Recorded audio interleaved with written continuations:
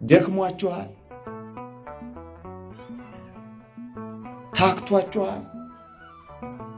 አሁንስ በቃ የሚል ድምፅ ይሰማችኋል። ዘምራችሁ የነበራችሁ ዝፈኑ ዝፈኑ ይላችኋል ነው። መዝሙራችሁን አጽንታችሁ መያዝ ይዛችኋል።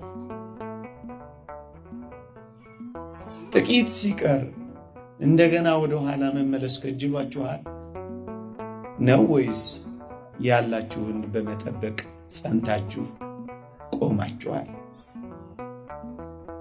ሌላ ሸክም አልጭንባችሁም፣ ያላችሁን ግን አጥብቃችሁ ያዙ። እግዚአብሔር እስራኤላውያንን ከግብፅ ለምን እንዳወጣ ታስታውሳላችሁ? ስለ 6 ነገር እግዚአብሔር እስራኤላውያንን ነፃ አውጥቷቸዋል። ከግብፅ ባርነት፣ ከዚያ ባዳነት፣ ከዚያ መከራ ቀማሽነት፣ ከዛ አንገፍጋፊ ኑሮ መሪነት እግዚአብሔር ለምን ነፃ አወጣቸው ካላችሁኝ ነገር ስላለ ነው። ስለ 6 ነገር አውጥቷቸዋል ይላሉ ሊቃውንተ ቤተ ክርስቲያን።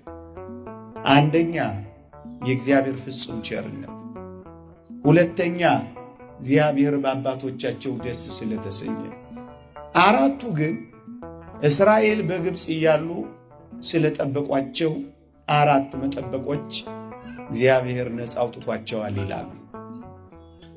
አንደኛ እስራኤል ለዚያ ሁሉ ዘመናት በባርነት ሲኖሩ፣ በፈርዖን ጅራፍ ሲገረፉ፣ ፒራሚድ ለመገንባት ጭቃ ሲያቦኩ፣ ገለባ ሲያመላልሱ